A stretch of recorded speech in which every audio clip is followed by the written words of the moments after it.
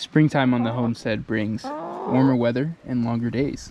With that, brings enough time and good weather for spring cleaning.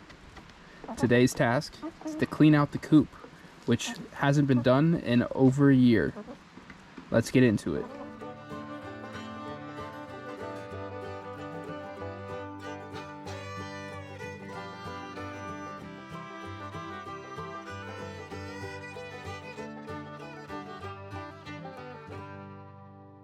Let's open it up and take a look what we're dealing with.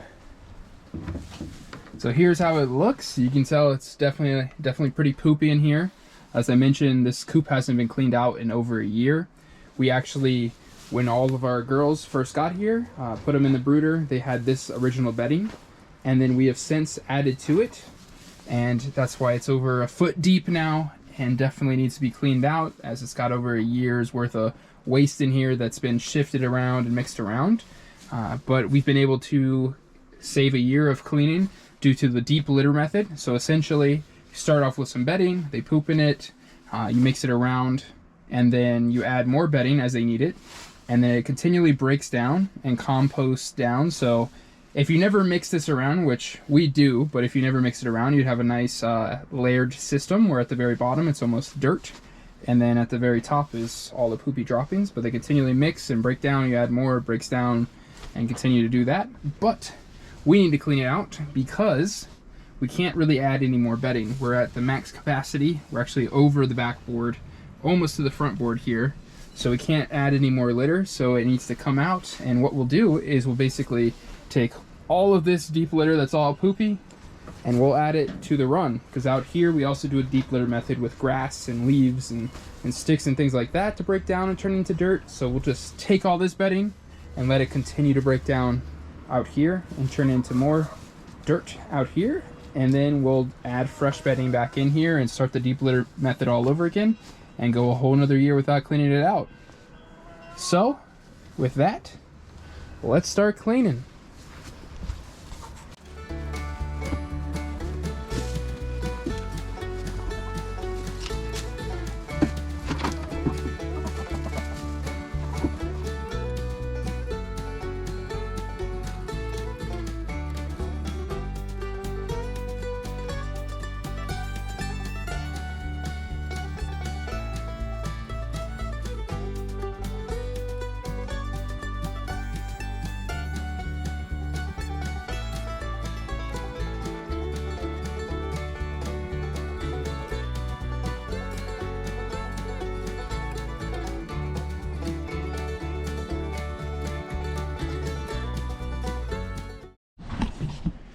So we've got a bunch of it out, as you can see.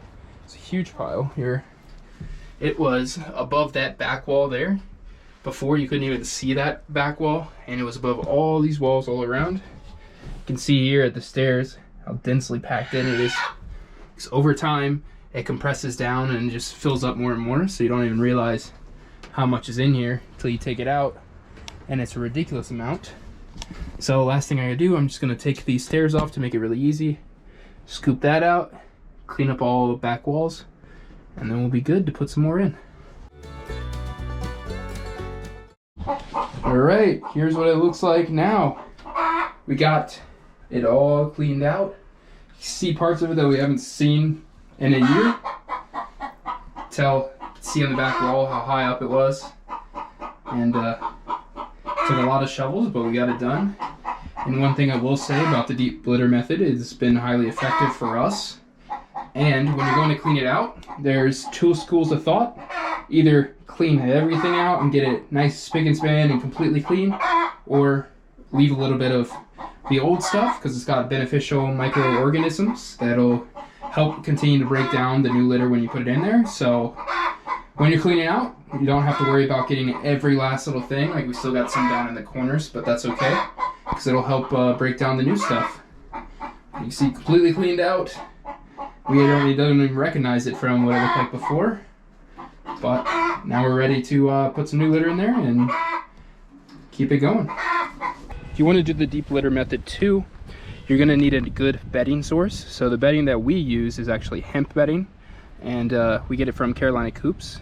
The reason we did that is because it's the highest quality that we can find. It's a little bit expensive, but it's definitely worth it. We've tried other hemp beddings, and they have not nearly been as nice and clean as this. You can see it's all nice absorbent organic material for it.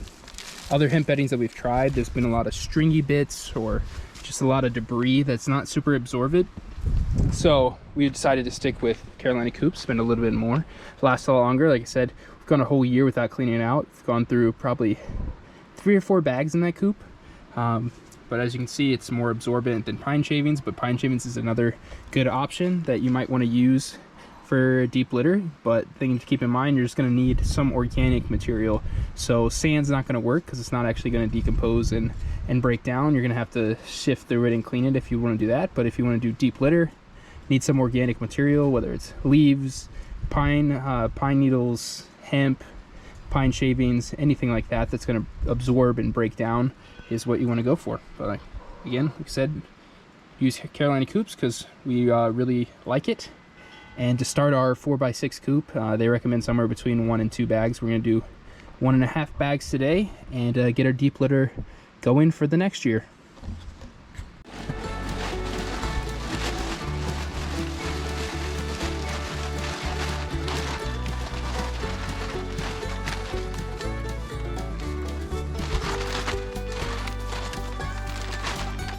So this is what half a bag looks like.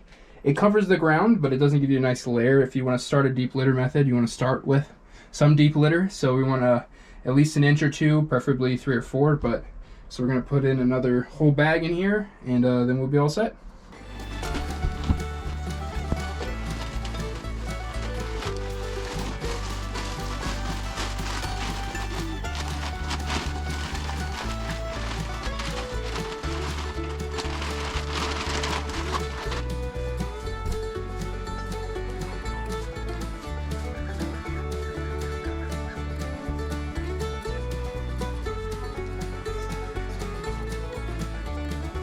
Alright, so now we have a bag and a half in here. Nice, good, deep layer. Nice and clean, smells wonderful. Super easy. All we had to do is scoop it out into the run. And that's all this took for over a year.